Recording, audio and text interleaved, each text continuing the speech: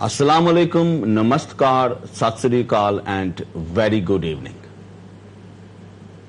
British Kashmiris, challenges and opportunities. This is the topic we are going to discuss in today's Jitha Baso Ue Kashmir. As I indicated briefly in my previous shows that migration to Britain goes back many centuries, and British population today, if we look at closely, is made up of so many different groups, ethnicities, and people of a wide range of backgrounds. But the labor migration, which has offered so many opportunities and also came up with so many challenges, was started in 1950s after the Second World War. And the primary purpose of people coming from all over the world, and especially from ex-colonies, was to reconstruct Britain. Britain that was damaged by the Second World War or during the Second World War, and also had acute labor shortage. And ex-colonies were approached, people were encouraged to come here and rebuild Britain, which they did. And they made a very important contribution in the rebuilding of Britain. Textile industry that was in decline, that decline was prolonged by labor that came from ex-colonies.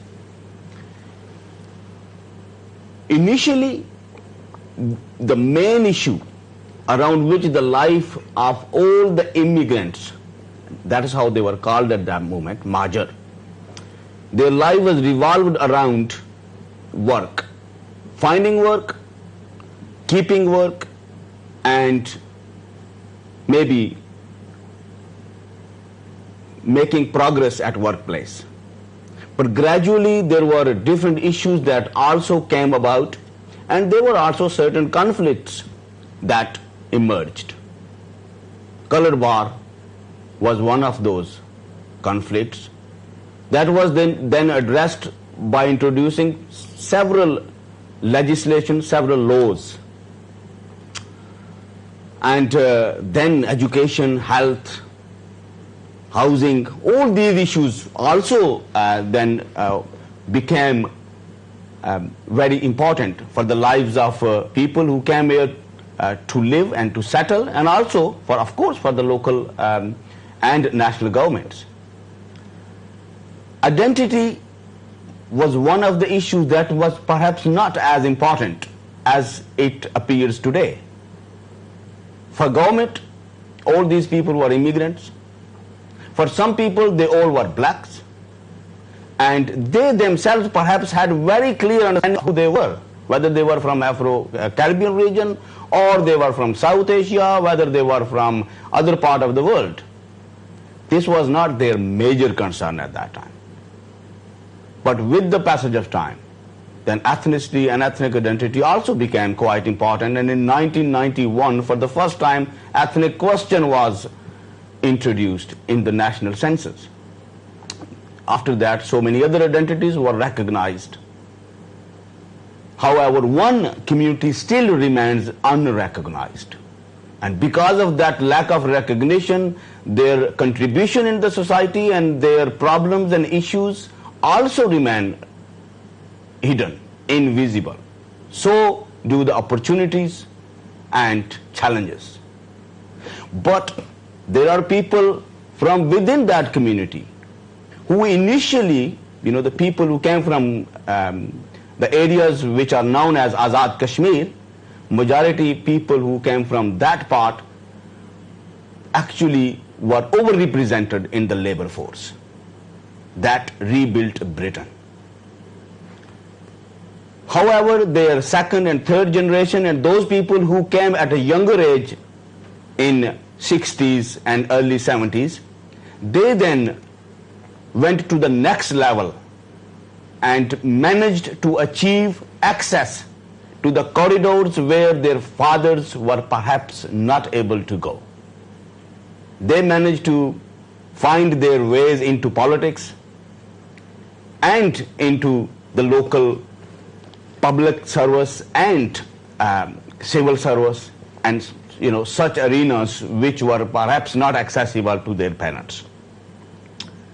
And today it are these people who, through their own experiences and observations, have learnt a great deal about this society, and they have a lot to tell to the younger generation that what are opportunities there and how they can avail those opportunities, and what are the challenges, and what are the, perhaps in their view, what are the best ways to meet these challenges. And we have in studio today a very prominent personality, a very active politician, a very insightful civil servant, and with a very strong understanding of political ideologies and political perspectives. I have with me today Deputy Mayor of Derby City Council, Councillor Fareed Hussain. Councillor Fareed Hussain, welcome to the show. Thank you very much, Hamas. Okay, as I mentioned briefly, that historical context in which our people started coming here initially, of course, had a very straightforward purpose for the people who came here, that we are going there to work. And of course there were other little bit factors, but main reason was this. And perhaps society was also quite straightforward at that time to provide work wherever it is, and there were less legislation, and it was maybe less complex. But with time, it became very complex. And you came to this country at a younger age. What age did you come here? I was 14. I was 14 when I came. You were 14. And which year did you come here? 1968. 1968. Yes, that's right. And of course you were here now for about 40 years. Just over 40 a long years, time. Yes, that's right. How was your arrival here? I mean, when you came here at age of 14, what was life like for children of your age, or boys of your age? I think we had very low expectations of ourselves in terms of what we could attain from this society, and our ambitions were very, very limited. I remember when I was at school, just before leaving school, we had a visit from career service, and they were going around asking people, what do you want to do and what do you want to do? And most of us who had recently arrived from Pakistan said, well, I want to be a bus conductor. That was the height of ambition in a sense, because in 1968, if you were a bus driver or a bus conductor, it was deemed to be an esteemed position because they had a bit more flexibility to earn more money, plenty of overtime available, that kind of thing. And as a youngster, I remember clearly saying, when I leave school, I want to be a bus conductor. And then that actually shows where the community was at that point in time. In terms of our expectations of this society, they were also very low. Mm-hmm. We did put up with all sorts of menial jobs. Most of those jobs were actually underpaid. And when I left school at 16, I started work in a local mill, and the entire shift used to consist of other Pakistanis and few Indians. And the work was quite hard, operating textile machinery, and on the whole, we did put up with the hardship, because I think the relative memories of coming from Pakistan, we more or less came to the mission, and the mission was actually quite short term. You come here, you help your parents, earn a few bob, go back home, and then make life easy for your dependents back home. Mm-hmm. And more often than not, we thought in short-termism. Our goals were set for next 2 or 3 years maximum, because at the end of 2 or 3 years, or maybe in some cases 4 years, the pattern was you earn money, you go back home, you repair your house, maybe extend it, make it better, and if you've got some surplus cash, You buy a some piece land. of land or something, something like that. And that pattern actually continued until about 1980. We'll come to discuss the implications of that short-term kind of planning that we had.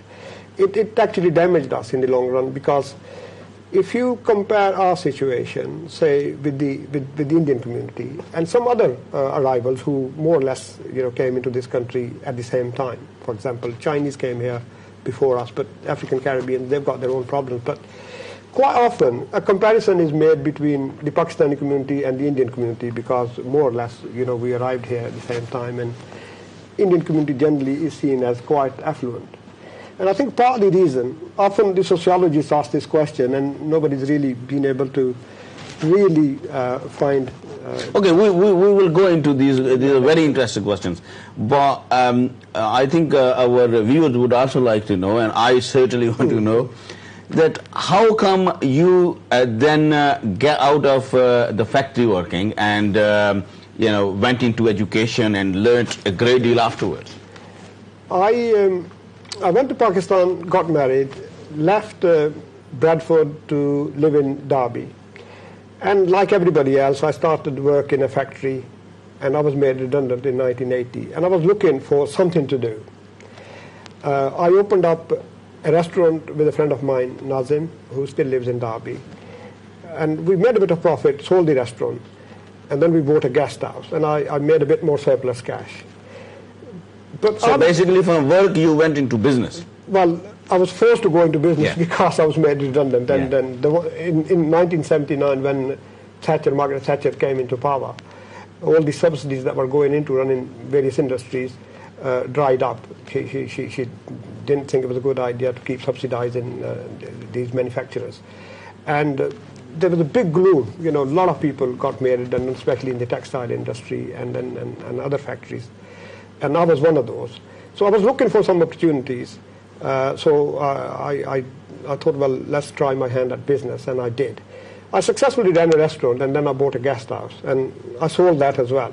That gave me some surplus cash. I was actually deep down always keen on re-educating myself, and I just wanted to take any opportunities which were coming my way. When I sold the guest house, there was a foundation course advertised by the local college. And I joined as a full-time student. So I went on that foundation course. I brushed up my English, learned to read and write properly. And then I got a job with Social Services Department at the end of the course, 1-year course. Then I got full-time secondment to go to university and qualify as a social worker. And then that's how my career actually developed. Very briefly, that's... Okay, and then obviously you carried on. And you were saying that short-term planning that was mainly was followed by our initial migrants. I can say the people who came during early 60s, late 50s, early 60s, and maybe up to late 70s. That pattern continues. Yeah, it's a very interesting topic in a sense. Most people came here as single migrants. I mean, I came with my uncle. Most people came with their parents or uncle or mama or chacha or somebody, youngsters of my age did anyway. And the families were left behind. There was a change in Social Security entitlement in 1980. You could not claim any benefits for dependents who were in Pakistan. So in a sense, people were forced to consider bringing their families over and children over. Mm-hmm. And you could say only at that point in time, we started to feel, well, we've got to consider our future here. And instead of taking money back home, we started to save a little bit of money here, and then we started to strive for a slightly better house and establishing a slightly better business and that kind of thing.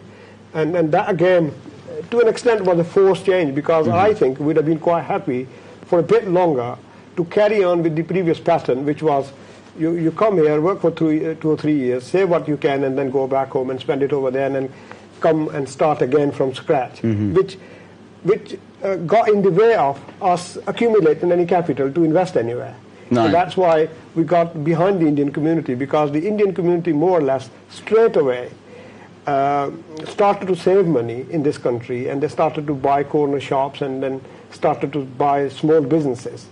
But we continued with... So the primary difference was that our people saw their future there, rather than here. That's right. Till 70s when the families started coming in. Early 80s, I would say early 80s, late 70s, early 80s, and that's partly because they could no longer claim benefits for dependents back home. There was a legislative change which actually forced it on us, and people overnight, because most textile workers were made redundant by the end of 70s or early 80s.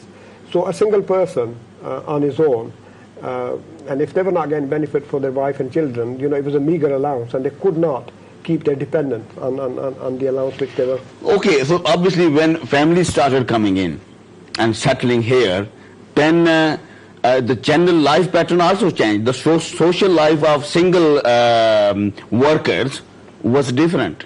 And then families started coming, a lot of new issues also emerged. They came to the fore a bit later on, but in the beginning, the positive impact was that the single migrants had to change their lifestyle overnight, because the pattern used to be people used to regularly go and see films in cinemas. They used to play cards. And they used to get some other leisure time activities as well without their wives. But when the wives and children joined them, suddenly they were behaving like family people, and we became much more family orientated. So the mentality of a single person started to disappear, because up until then it was quite common for people to go and sit in a house, 15, 20 people, and they're smoking cigarettes and having gupshup and the normal kind of thing. And that began to change in the early 80s when families joined their spouses here. And did that also contributed in people thinking that, oh well, maybe only this job is not enough, or work in the factory maybe okay, or unemployment benefit is not enough, we need to find out some extra work, or maybe start a small business or something? Yeah, as the community grew, with the arrival of all the dependents, suddenly there was a big upsurge in numbers.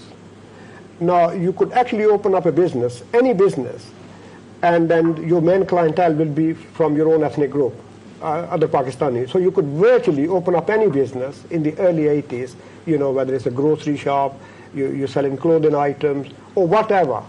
Your main customers were going to be Pakistanis, but there weren't enough businesses around to cater for everybody. So you didn't really have to do that much thinking in those days. You could virtually open up any shop on any corner, and then the people in the neighborhood would start coming to you. And the other change was, you see all these supermarkets that we see now, they didn't exist. Most people bought their groceries from their local corner shop, and they helped us. And of course, when people didn't have access to proper employment, because job opportunities were very, very scarce, and for people who'd worked in textile industry in Karachi before coming here, they have certain textile skills, but with the decimation of the textile industry, they had little or no job opportunity whatsoever. So of course, sometimes a forced change in the longer term can be beneficial. It produces a better outcome in a sense. But quite a lot of people were forced to consider alternatives. Obviously, some people were quite happy to survive on the benefits. But as their children grew, and they were also leaving school, and the job opportunities were still scarcer for Pakistani communities, because children who came to join their parents at the age of 15, 16, they still had very little or no English, and proper job opportunities were quite scarce. So they were forced to consider other avenues. And that also coincides with Margaret Thatcher's philosophy of saying we can't subsidize heavy industries which are loss-making, we've got to become more entrepreneurial. So there was liberalization of various regulations. Up until 1970s, early 80s, getting a planning permission to open up a business was actually quite hard. A lot of people used to make money by just getting a planning permission and selling it on, because it was quite arduous kind of task getting a planning permission. So with that liberalization, because Margaret Thatcher was saying, well, if it was relaxed. in a massive way. In a massive way. So if you wanted to open up a business, you had to travel through less bureaucracy, and then there was less hurdle in the way, and that encouraged people to. And of course, the other thing with any migrant community is we are very good at picking up a good example, and then we try to copy the same example. Yes. So we want to open up the same business, because if we know of somebody who's made a success of a particular business, we think, well, we can do the same. Yeah. And of course, most people succeeded sometimes. Yeah, so that knowledge becomes closer to us. That's if, right. if somebody apna does it. Okay. Right. Yeah, that's the business side. But obviously, with the arriving of families and children and all that, then also issue of education came up as well. That was, I think, one of the first challenges for our parents. Yes. When the children came here, and it was now question, okay, what to do with them? Yes, and that's right. were our parents skilled enough to make right decisions? No, and was there enough help around, support around? That is part of the reason we floundered on educational front quite a lot, because parents were unable to guide their youngsters in terms of helping them following a career path or giving them sufficient encouragement to go into higher education, universities, etc. Statistically, we had very few Pakistanis up until mid-90s who were actually university educated. The failure rate in schools, secondary schools, were actually very, very high. We were probably... Let me ask a slightly irrelevant question here, just for clarification.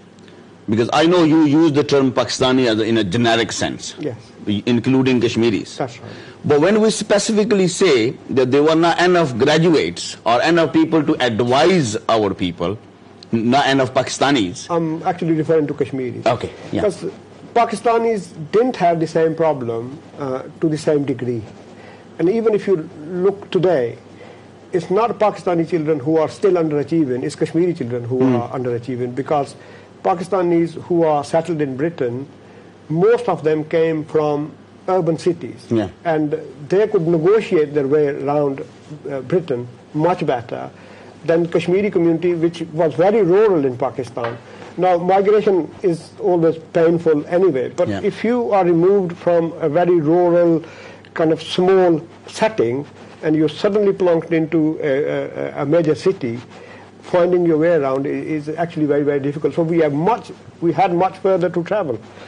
Pakistani community, as far as I know, in terms of affluence, in terms of educational attainment, is not far behind the Indian community. What brings the statistics down when we combine Pakistanis and Kashmiris together, overall Pakistani achievement is lagging far behind. But the majority of those underachievers are still actually Kashmiris. Okay, so there were not enough people to guide, and there were not enough role models for our community. So, that was the point you were trying to make when I asked the slightly irrelevant question. So, what happened? When there were not enough people around to advise people that what they should do about the education of their children. Okay, those families which arrived here in very early 80s or late 70s, if they had children aged 5 or 6 or 7, there is no reason those children should have struggled with the education. But if you look at the attainment levels of Kashmiri community up until 1994-95, the pass rate was measured whether or not you've got 5 or more GCSEs between grade A and C. And that is still a measurement which is used, which is an indication of how well you're doing. Only 15% children from Pakistani community up until 1995 were actually meeting that basic standard, because that is a passport into further education and higher education. And if you fail at the first hurdle and you haven't got 5 GCSEs with grade between A to C, you'll struggle to go into further or higher education. So because of that, the route out of you can say deprivation was closed for these kids. Certainly, if they couldn't go to higher education, then what was available to them? Well, this is where our community has struggled, and we are still actually suffering to an extent. quite a lot of young people in those days, because they didn't have good avenues available to them, our offending rate shot through the roof. We had a significantly higher percentage of our young people ending up in prisons because they resorted to crime. And still that offending pattern is relatively higher amongst Pakistanis compared to other communities. Although I have to say things have started to get better. The recent statistics are... Okay, we will come to that, how things started to get better and when and why.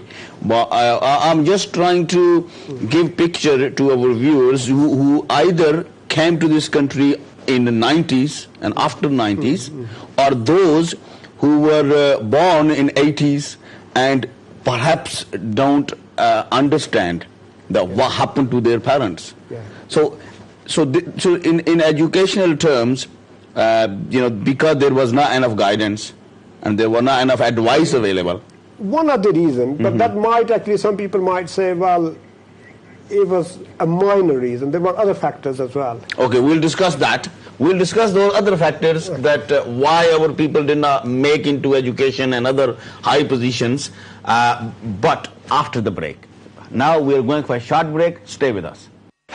दुनिया के बेहतरीन चावल की कहानी, मुगल राज ने दी खूबसूरती इस वीराने को, फिर ब्रिटिश राज, तकसीम और बहादुरी, मगर मायूसी, फिर आया क्रिकेट और वही मुगल मोहब्बत और लज्जत लिए. It's not rice, it's culture. Out now, DJ Jitten's Bad, Mad and Wicked.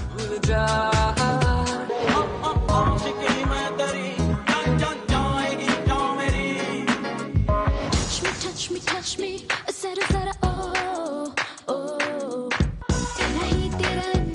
13 Bollywood remixes. They're Bad, Mad and Wicked and out now on KISS Records.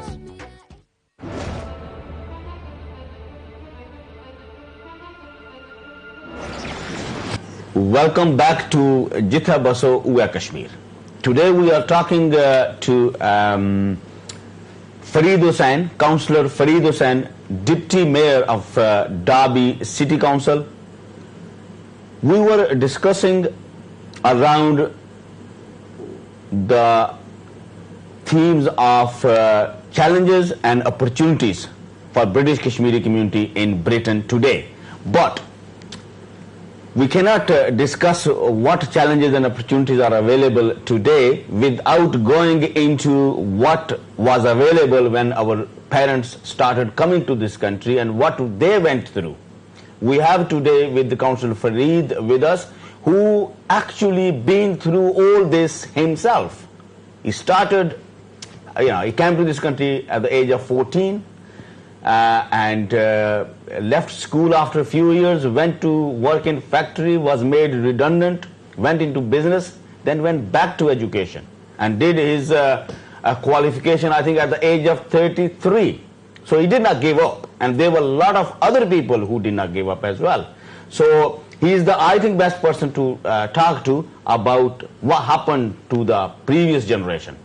So we were talking about different factors that contributed in our people's are at a certain stage not going to higher education. One factor was lack of advice. That's right. Yeah. Were there any other factors? The other factor, main factor was, as our families were arriving and we were buying up houses to accommodate them, the indigenous population started to leave those areas. They fled basically, and they left us to it. Mm-hmm. Now that had enormous impact on schools and teachers and various other people.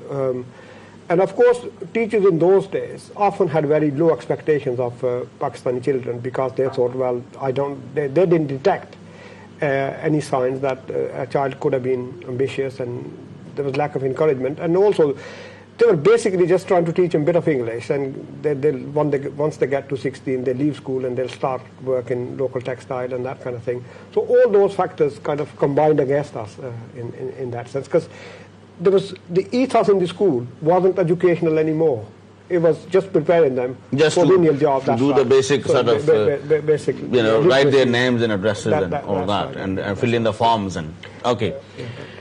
Okay, that was the education side, and we will come back to that later on. That then what changed, and are there any positive signs recently, which are definitely they are. What about other issues like health and housing and all that? How the challenges were met in those areas? Because our people did have distinct needs in those areas as well, didn't they? A lot of people would say those needs are still outstanding and they still haven't met. Every piece of research has indicated that we are still overcrowded. The housing that we are occupying is generally of poorer quality. And a lot of illnesses which are related to living in damp conditions, and also our people are suffering. There is a higher incidence amongst Pakistanis, Kashmiris of those illnesses. Things have got slightly better, but I can't really say we have overcome them, or this government has overcome them, or any council has overcome them, because they're still staring us in the face. It's just in relative terms things have got better, not in absolute terms in that sense, because ultimately our ambition ought to be that we want to be as affluent as an average member of this society, and we're not by any means. Most of the jobs which we are still doing, on the whole, are relatively underpaid, and our income levels, this is national studies are indicating time after time. The jobs that we end up doing pay less money. The occupations that we end up in are not held in that high esteem. And of course, in terms of social status, if you like, we're still struggling, and I think we've got to travel much further. And I'm hoping that we'll probably get there in 20, 25 years' time, because there are lots of positives as well. Our community is moving forward, but I sometimes... Okay, we'll come to that. We'll come to that. Yeah.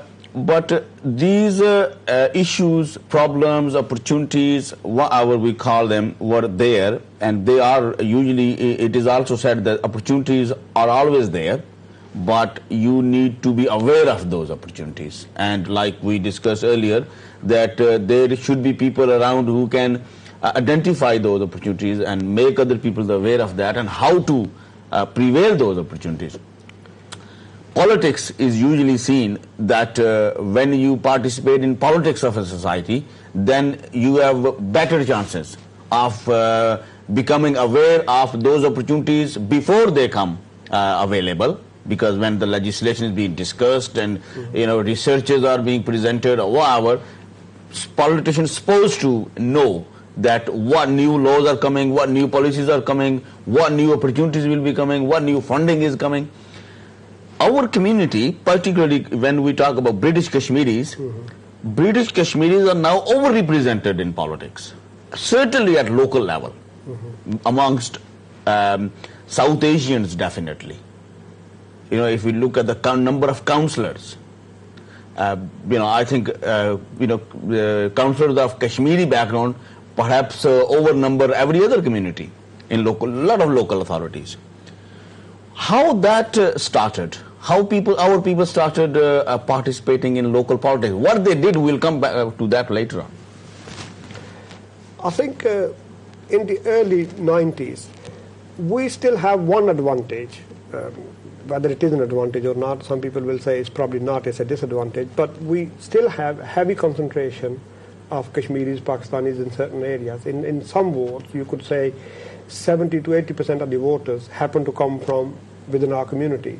So in a sense, it's almost difficult to see any other ethnic group getting elected against the wishes of those voters, because you either have got to work with them, or if they want to push through one of their own candidates, they have every opportunity to do that. Yeah, that's true. But how did that consciousness come about?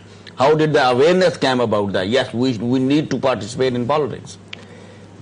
Well, It was a gradual process. I mean, I remember in 1973, from Glasgow, Mr. Mann, Bashir Mann, became the first Pakistani to get elected a councillor, and it became a national news. And I was in Pakistan at the time. After coming here, I went back and I heard it on radio. So it was international news? It was international news that Glasgow has elected a Pakistani Muslim councillor. So that's all we needed. We were quite good at learning from each other and then saying what are the ropes. And in the late 80s, a number of Pakistanis, including me, took up party membership with the aim of just finding your way. And at that time, party meant Labour Party? More or less 100%, because up until then it was almost a heresy to consider voting for any other party, because Enoch Powell was still fresh in people's memory, and Enoch Powell used to make anti-immigration kind of speeches, and he was raising anxiety, and there was still talk of, oh, if the Tories got in, they might repatriate us and that kind of thing. And generally speaking, people were always kind of going out their way to ensure that they cast their vote, and they usually cast their vote for Labour, because it was seen as more sympathetic party to the interests of the recent arrivals and immigrants. And there might have been a bit of truth in that at that point in time as well. So that was the beginning. But as I say, if somebody got elected, say, from Nottingham, and they've got some relations in Oldham, they would explain, what the process is. You join a particular, political party, and the selection process in this country, as you know, unlike Pakistan and Kashmir, candidates are not imposed from the centre. So it's your local ward membership which selects. So if you've got enough relatives and friends who have joined a particular party, they are the ones who are going to make the selection. So selection of candidates didn't remain too much of a problem, because the process is very, very transparent in that So sense. this was new kind of block vote? Yes, that's right. After trade union? Yes, that's right. You could say that. Yeah. Yes, that's right. Yeah. Okay. And that helped people to get in. But just, honestly, realistically, so many, a large number of councillors then elected in different towns. From your experience in Derby, what difference it made for common people? When you were elected, when other colleagues were elected, what you can say that, because of us, this difference was made? I think we have tinkered at the margins, to be honest. I don't think really we've challenged the political structure as such. And that is partly because councillors who've been coming forward until last few years were often first-generation migrants, slightly older people who still didn't have very good command of English. And usually they vied for the mayoral positions, ceremonial things. When it came to really high-powered positions like executive member or in the old days, committee chairs, well, Gore's mainly kept those positions to themselves, and there was much more fierce competition for those positions than the mayoral position. So quite often they would chuck us a mayoral position and say, you become the mayor, and we'll keep the executive position. And that to an extent still happens. And I think to break through that, we need to encourage participation from the younger generation and people who are educated. We've got, I don't know, maybe hundreds, maybe thousands of lawyers who've been to universities in this country, very, very articulate. If those people took active interest and they got elected, you can see they can go somewhere. Because at the end of the day, if you are going to run a department which has got a budget of 200 million, then you've got to have some know-how in terms of how you go about managing, devising policies, articulate in those policies, because on behalf of your group, you'll be articulate in those policies to the press, and you'll be promoting those policies and defending those policies. And for that to happen, you do need a certain amount of command of English and understanding of issues. Otherwise, it's very difficult to do. And I think our younger generation is more than capable of doing that. But why don't they get elected?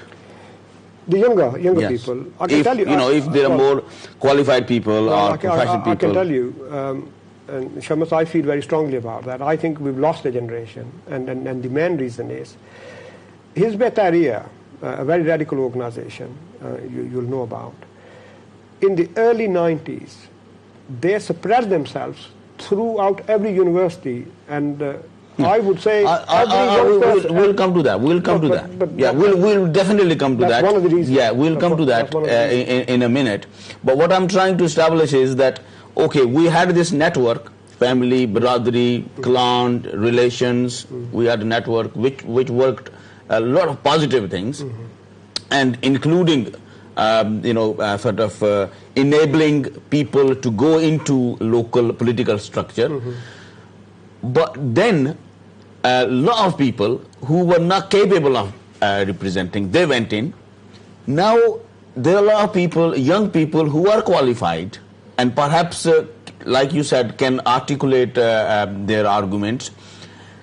But either they are really disillusioned, they don't want to go near council houses, council chambers, or if they try, they don't get elected because they can't operate in the communities the way community expects them. Unfortunately, we've not broken away from the clan structure. We are back in clans, regardless of the caliber of the person who we're putting forward. And that is the first thing, actually, and it's one of the major challenges that we actually get away from it. I've seen less signs of younger generation actually espousing that kind of structure. They actually are quite desperate to break it up. And it's beginning to happen, because if you look at young people going to university nowadays, when they come back, they've already probably selected the life partner at university, or soon after when they come back and they announce, they're making their own choices, and they're not really bothered about these old structures that we have. Do you think that is more common amongst Kashmiris than other Asian communities here in Britain? Other Pakistani and Indian community in that regard probably went through this about 15 years ago. So we're actually trailing them. We are more or less doing what they went through 15 years ago. If you take Indian community as an example, they went through these pains, if you like. No, but I'm trying to understand this political election thing. When initial people started participating in politics, for example, Bashir Maan, or any other Indians who got elected as councillors, the earliest ones, perhaps nobody thought about which clan they were from. Perhaps the local population, even Pakistanis, Indians, Kashmiris, whatever, perhaps most of them voted for them. Maybe they were Labour Party at that time. Their identity was quite stronger. But gradually, it seems that now, our community, makes decision about which clan that person is from, and how integrated that person is in the clan. Yes, that's right. I don't know how to answer that one, because I'm actually stuck for an answer on that one. We have made some progress on that particular front. Don't forget, my own view is we've got some racist people in this country, but vast majority of people, English people, who control these structures. There are a significant number of people who are fair-minded, and they are prepared to give opportunities to strangers, and that is reflected in what we've already achieved. Because if they wanted to exclude us, they probably could have done. They might have some self-interest as well, but there are some other factors that we still haven't overcome, and they're much local to how we are. Because one allegation or one argument is that perhaps parties, mainstream parties here, Labour Party, Liberal Party, Tory Party, their selection process, the people who actually steer that process are aware of all this, and they encourage that, because they are also concerned about the numbers. They say, okay, if that person is from that clan, more likely he or she will win, well, morely he will win. So they say, okay, yeah, that's fine. I think they probably do look at who is best positioned to win a particular award. They probably have regard for it. But the selection process in this country is still the same. Yeah. If you can pack up a meeting with your own supporters, you win your selection, regardless of whether you stand in for the council or whether you stand in for the parliament. You've got to have enough people to raise their hand and vote for you. And on very odd occasions, that process has been suspended. But on the whole, that is the process through which people are selected. And I think it's slightly unfair to blame the party for imposing those people. I think those people are clever enough. The argument is the party encourages it, or party overlooks. Party just looks looks away.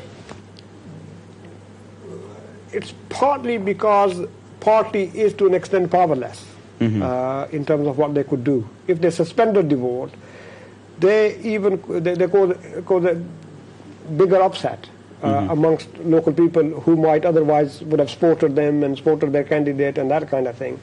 So it has to look at all those sorts of things, but political parties do get put in a very difficult situation when a certain candidate uses these methods to advance their own interests. Okay, now we have so many councillors, and the initial point was that politicians have a lead role in making people aware of the opportunities, coming opportunities and existing opportunities.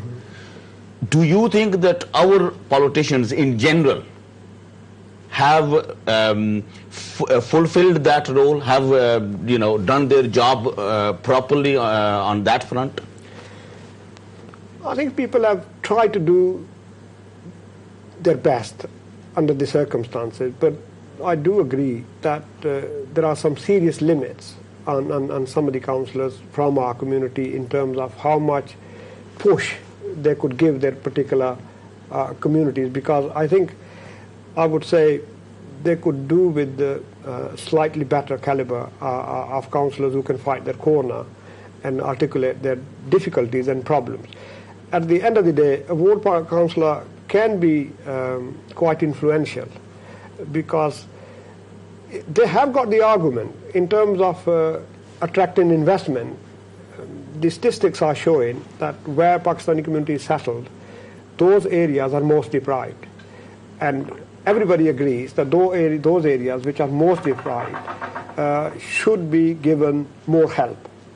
So in terms of regeneration programs, educational programs, training programs, there should be more heavy focus on those areas. And I think most people, white people, would accept that those people...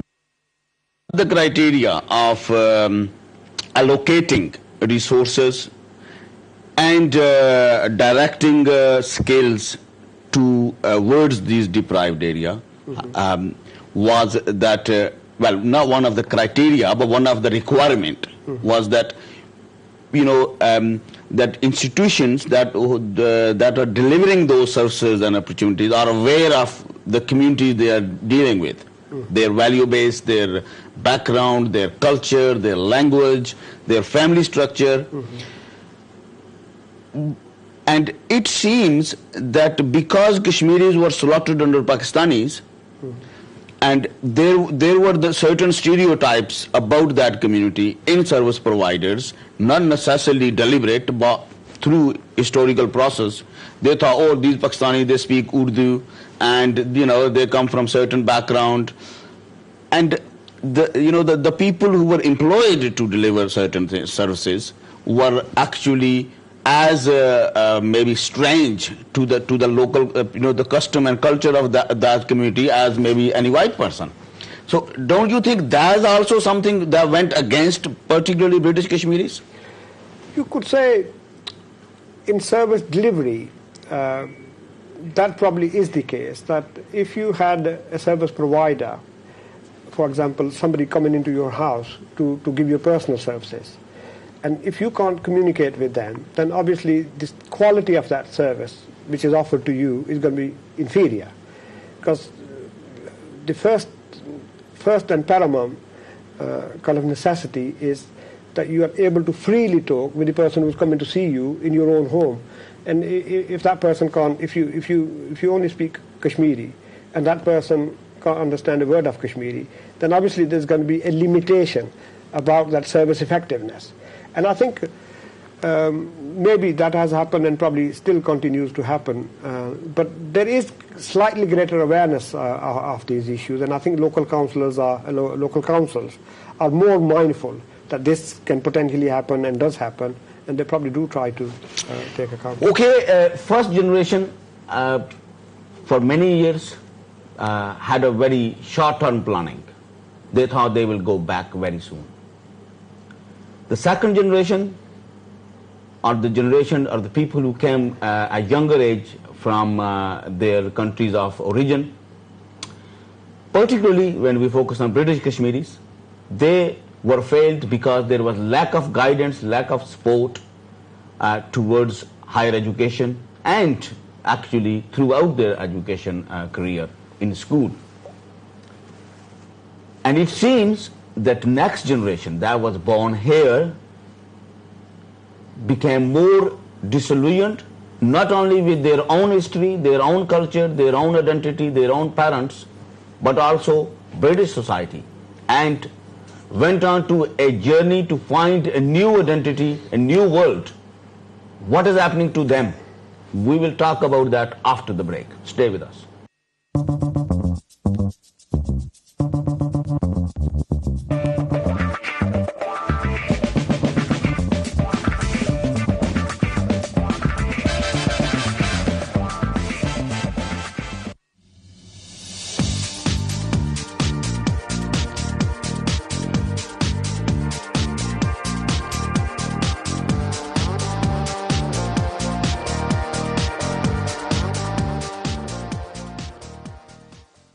खुशखबरी driving theory और life in the UK test की सिर्फ 1 माह में मुकम्मल तैयारी.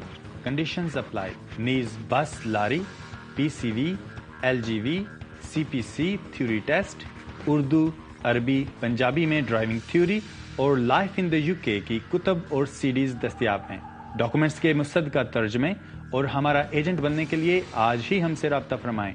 Phone 079 83 48 8461. Out now, DJ Jitten's Bad, Mad and Wicked.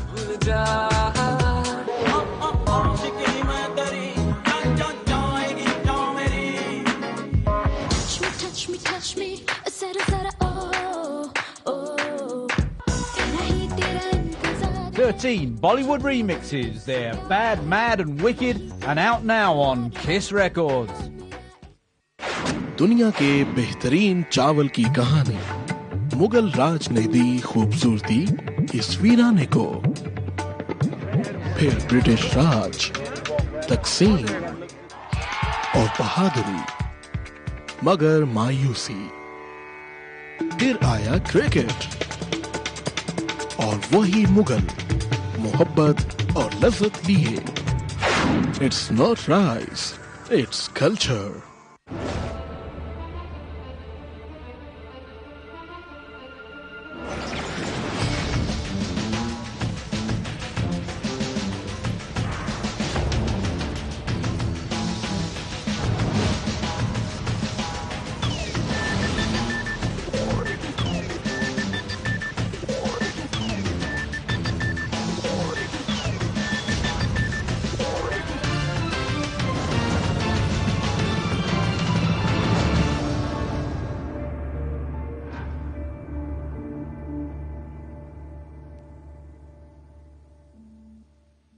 Welcome back once again to Jitha Baso Uwe Kashmir.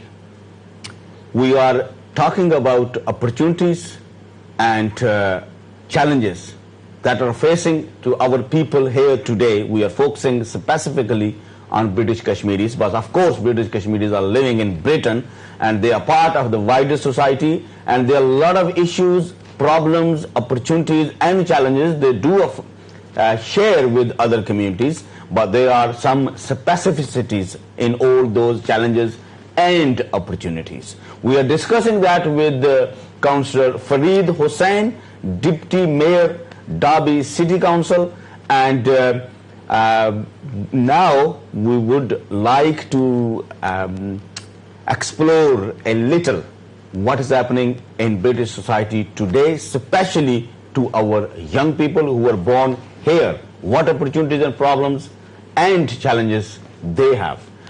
Fariz Sahab, you mentioned at one point about Hizb Tahrir and all that, but what you think that that generation actually not only in contrast to their grandparents and parents, they actually went on a totally unexpected path, an unexpected direction.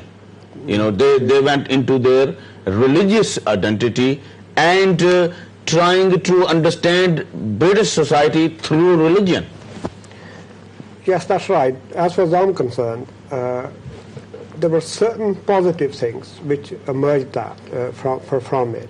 But on the whole, they became isolationists. They thought they could carve an Islamic government in this country. They started arguing for Khilafat in this country. And they discouraged people from participating in the electoral process. So you've got the first generation which went to university. They were radicalized to the extent when they left the university, they were actually very much against the established system. And they were asking people not to take part, or in the early days, they were saying participating in elections in this country was actually haram. And that was a major setback, because those youngsters who came back from universities, the community actually expected them to show the light and lead, and they didn't. Or if they did try to lead, they were leading people in the wrong direction. That is for two reasons. The image which they managed to create of Muslims in this country was a very negative one, and still is. And I think we've still got a lot of work to do to overcome that image, because on the whole, if you think about BNP, well, it's against immigration, any immigration. But they are targeting Muslims. They are saying it's Muslims that we want to do something about. They said they can accept and live with. But previously, obviously, initially they were against all the immigrants and all the blacks or all the different. That's right. But lately they focus more on Muslims. They're exploiting it, and they are exploiting people's prejudices. And those prejudices are then reinforcing negative views which people have held about Muslim people. People are not sure in this country. There are many, many people who are a bit confused in terms of what an average Muslim in this country wants. What sort of society do they want to create?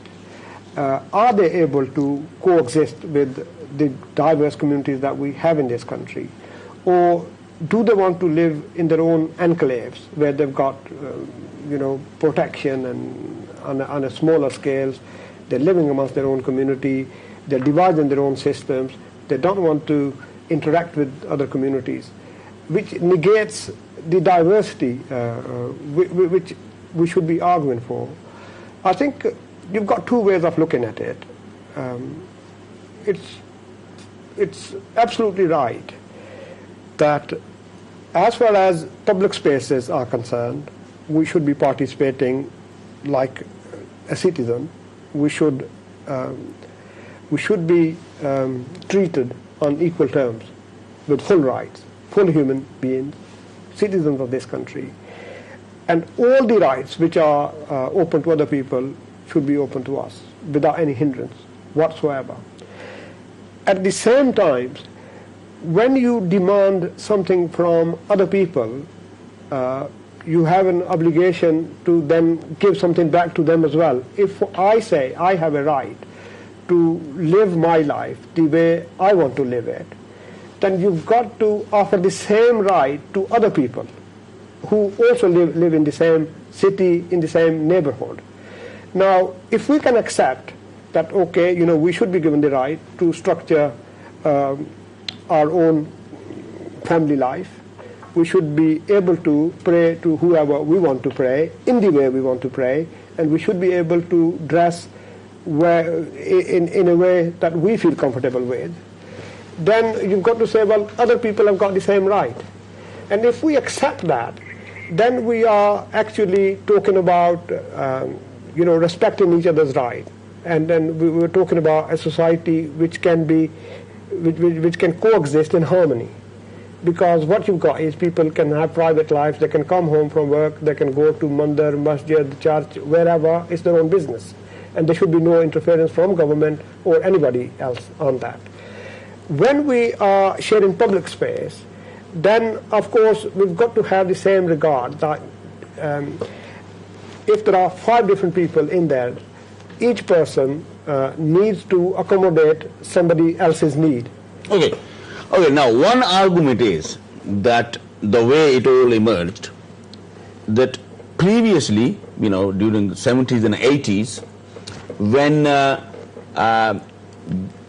again there were people who were very, very critical of the British society, whole British system, on the grounds of politics, that this society is governed by capitalism, and there is racism, there is exploitation of workers and all that, and those people had revolutionary ideas.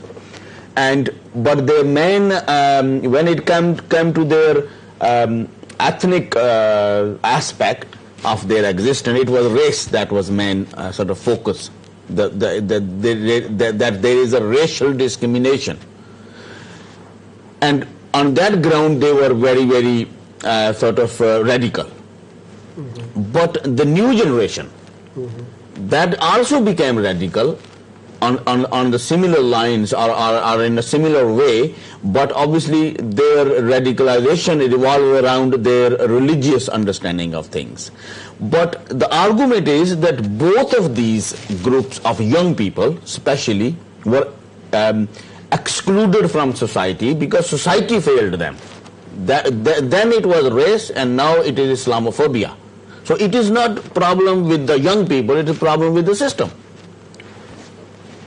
I understand where you're coming from. If you look at African Caribbeans in the early 80s, when there were big riots in most cities, massive riots in London, and they were relating to race and discrimination and that kind of thing. Now, the British society did see that as a problem, and they did take certain steps to say, well, we can't go on like this, we've got to make amends. The problem with religious radicalism is religious radicalism cannot accommodate other communities. It wants to assert itself saying, I am number one and only my needs are important. I don't really care whether everybody else suffers as a result of me getting my rights. That's the basic flaw in the argument. For example, those people who are, I have quite often heard this. For example, our institutions, community centers, mosques, other places of recreation should only welcome other Muslims and other Pakistanis and nobody else. They are into exclusion of everybody else, and that's where the danger comes in, and that's where we can get is it because they don't feel comfortable going out and in the wider society? Are they scared of in the wider society because they're not accepted? So they try to be introvert and be in their safe sort of protected spaces. It's the opposite. If you look at those individuals who are arguing that line, they're very assertive, very confident, but they are driven by a single ideology, which is superiority of their own views over every other view.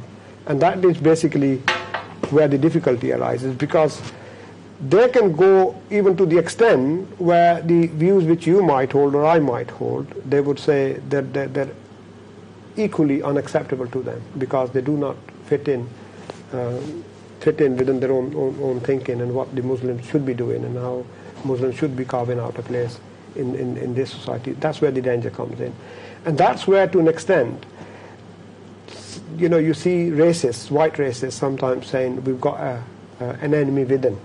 Whereas even during those race riots, you did not hear people say African Caribbeans are trying to make a state within a state, or actually they're harming British interests. They did see it as a problem for young people, African Caribbeans, who were getting discriminated, and a huge reaction to that. And people understood it in that way. But very few people might have thought, well, African Caribbeans are really undermining the integrity of this state, or they are totally rejecting the political system which exists in this country, like democracy, and so. How big is that? How big that problem is? You think in our communities? How much influence this argument has? That like you were saying, not necessarily if somebody is from maybe from Hizb ut-Tahrir or any other people who hold that kind of views, they might have different version of their own ideology. But the way you are saying, okay, if that is what they say and argue, how much influence do you think they have? Yeah. I have to clarify, Hizb ut-Tahrir started their journey 25, 30 years ago down this route. I think they have modified, they matured and grown to an extent. Their arguments have become much more sophisticated, and I don't think their views are as crude as I've been saying. But the problem is they are the ones who started on this journey, and then various other splinter groups have emerged from that main group. And they are much more radical in terms of what we should do, and that includes people who might even say, well, blowing up a big target in this country is jihad, therefore it's an obligation on a Muslim. They're probably not that high in number, but the impact on the British psyche and the impact on British Muslims here is tremendous. If you think back to 7/7, white people are still scarred mentally. That how come we've got a significant number of Muslims living in this country, and how come they are prepared to go to those extremes to harm British interests and British people and kill them? And it's that what we've got to watch for. In terms of verbal debates, I think people can tolerate that, and I can tolerate that, as long as you don't go a step further and say, well, if we can't resolve it by arguing, we must resort to violence and then get our objectives that way. And it's that I'm asking people to stand up against and have. What do you think? Obviously, this is the major challenge. It is a big challenge. But what do you think? How it can be sort of met? How it can be dealt with? And what channels are available to deal with it? Right. I think we need to have a space for argument, but not through violence. Right, okay. I think community is now becoming more aware of potentially what these guys actually stand for and how far they're prepared to go, because the tolerance of these guys in our community was relatively high, because they are religious. They do go to mosque 5 times a day. They do learn to read Quran properly, and in a certain way, they do know quite a bit about Deen. But then they've got this distorted vision in terms of where they want to take the community. What we can do is have an open debate, like we are discussing this matter now, and we are saying beware of that danger. It is still there. Just imagine, after 7/7, the reaction in this country, the government, in my view, actually dealt with the matter in most appropriate way, because otherwise passions were running high. If any minister had given irresponsible statement at that point in time, we could have had riots against Muslims. At the end of the day, we're only 3% of the British population. We need to keep that in view. We are a minority, and when you are a minority, you've got to kind of find your way around society in a very careful manner. You don't want to give obvious reasons for people for hating you. At the end of the day, our prosperity, the respect that we might attract, is dependent upon how other people perceive us. And if they perceive us as hostile, aggressive, who are not prepared to reason, and are easily led to violence and that kind of thing. If you are a potential employer, it might prejudice. You know, if you've got two applicants, one's got a Muslim sounding name, the other one not. Don't you think that it is also the way Muslims and Islam is presented in media particularly, and by some politicians, the way they are singled out? Don't you think that also contributes to some extent in that perception? It does do. At the end of the day, we've got to understand that and counter even that. You know, there are people who are probably not best well-wishers. They don't want Pakistani community to flourish and be successful and be treated with respect and be high achievers and that kind of thing. So there are many people who've got their own agendas. The need is for us to actually understand that and make sure that we don't give those people even more reasons to issue inciting statements and reason and use little incidents and blow them up out of all proportion. So therefore, it probably befalls on us even more to be extra vigilant against those kinds of things. We know there will be people out there. Because one argument is that it is same racism that at one point was targeted against everybody who was different. But now it is focused particularly on Muslims, and actually on Muslim look-alike people as well. For example, Sikhs are sometimes attacked. Yes, that's right, yeah. Well, Shaman, if you are trying to say to me Muslims are singled out because of their religion, then I don't think that is actually the case. I don't think religion plays a part. We're not being targeted because we're Muslims. I think we are being targeted because there is a perception which we've allowed to build up, which is very, very negative, and there are some racists who see us as their enemy. And obviously, if they see us in that way, then they will cause harm wherever they can to our interests. So I'm not sure if it's a religious argument. I think it is definitely... It is a political. It is a political argument. Okay, but towards the end of our program, because we are focusing on British Kashmiris, how much you think this perception contributes in in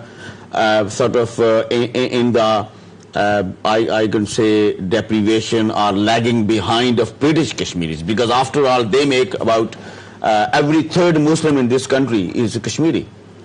Yeah. Well, it does. It also distorts our own perception, because you see, these two arguments feed off each other.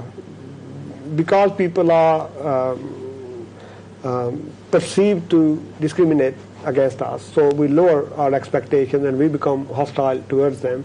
And because we are hostile towards them, then they think, well, this person is hostile. So in a sense, it's a vicious circle and self-perpetuating. Personally, I would say, and this is from experience, because say I came here at 14 and I wasn't able to speak a single word of, I left in Chetty class, no English whatsoever. I found people to be fair. I mean, if you are prepared to be fair to the other person and give them equal respect and trust and faith, I think they will repay it. And I think what we need to avoid is kind of developing this feeling of paranoia, where people are out to get us, so therefore we go in a shelter and we think, well, we need to hide from other people, because if they get the opportunities, they shoot us or they do us some serious harm. If you treat people in that way, I think it will show. And on the whole, I think people will see your potential contribution, your intelligence. And if you are demonstrating that, I think you will get opportunities. In this country, regardless of what we say, my view is you compare this country to any other country in the world where migration has been a major phenomenon, say France, Germany, other parts of Europe, North America. You will not see many examples where first-generation immigrants who came to this country with almost nothing, and in their own lifetime, it will surprise you how many millionaires we've got in Britain. Actually, they run into hundreds. It shouldn't surprise you that our kids are now. Are you optimistic about future of your kids? I mean, of our kids, I of think all people's kids? if we can build around fairness, they're not built around oppression or taking advantage of somebody else's hopelessness. We want to live with dignity. We want to live with respect. We want to offer respect to other people, and we expect same treatment. Is Jitha Baso, Uwe Kashmir.